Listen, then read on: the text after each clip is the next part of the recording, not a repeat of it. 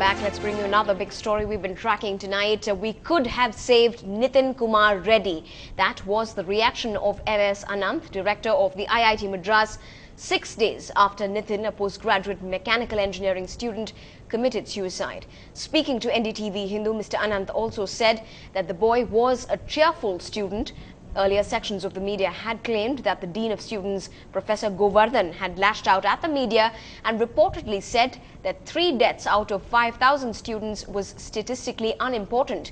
But now, according to a statement from Mr. Govardhan, his comments were taken out of context. He says, Nitin, a postgraduate student of mechanical engineering, hung himself from the ceiling fan on the 4th of May after hearing that he would not pass this May along with the rest of his batchmates. His project work was reportedly below par.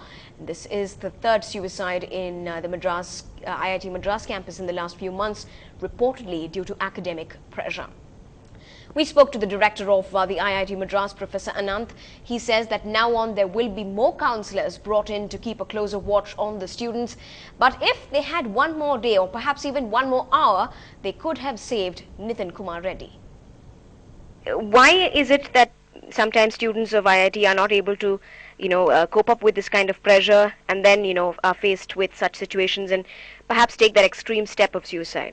I think there are just too many factors. First of all, we take a large number of bright students, but they compete with one another. They all come first in their own schools, and then they come here. If there are 50 students in a class, somebody has to be 50th. So there is always a problem of coping with the first year of IIT education. The maximum pressure is in the first year as far as education is concerned, as far as studies and academic programs are concerned. Mm-hmm. After that, it's a combination of things. Mm-hmm. In this particular case, I really don't understand it. We are all puzzled because he is a 5th year student. Mm-hmm. He has been around for 10 semesters. He is a sportsman. He has a large number of friends. Mm-hmm.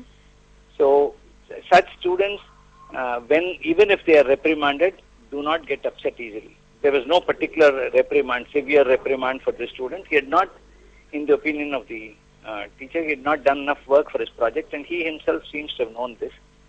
So he would have had to do more work in order to get his degree, but this is normal. This happens to a few students all the time. Right. What about his professors or maybe his friends? What did you get a sense of what they've been saying? Did you guess perhaps he was a loner? They think we have to do some more in guidance and counseling. They think we must have more counselors and so on. I've spoken to all his friends. Okay.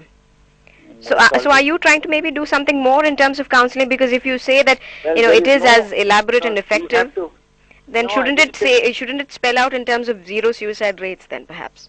Well, that's what we would like. Mm-hmm. But it's a combination of things. One should realize that it's not just IIT. It's also things outside, his connections, what other experiences he has and so on. So it's a collective responsibility, but we will certainly increase the number of counselors. We'll try to watch closer. We have some standard procedures by which we watch students.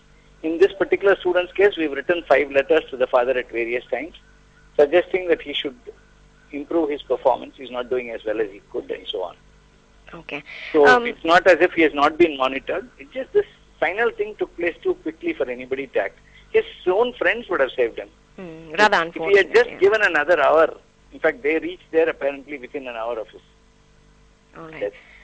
How sensitive would you say, sir, your deans and professors are? Because one such statement went, where one of them had to say that it's the number of patents that matter and not the deaths. But the primary job is education at the end of the day, right? No, first of all, I think that he was quoted out of context. The person who spoke to him is an old student of ours, and he had a 90-minute conversation with the Dean of Students plus 2 other faculty. Mm-hmm. It's easy to take things out and make it appear as if he is insensitive. Well, Ndtv-Hindu caught up with a couple of IIT students who spoke on the condition of anonymity. Here's what some of them had to say. I was shocked by the incident. I was in my room sitting in front of my computer. Somebody was saying Nitin attempted suicide. I was hoping it was not true. When I went to his room, I saw him hanged and I was awestruck. He was very good at everything. I mean, he had nice friends and he has very good relatives. He was going out all the time. You can't say that say that the pressure is high, because some people can tolerate pressure and some people cannot tolerate pressure. It all depends upon person to person. Really troubled him a lot, I guess. But apart from that, it was everything was very perfect for him. Well, a young life cut short there, a tragic ending to Nitin Kumar Reddy's life.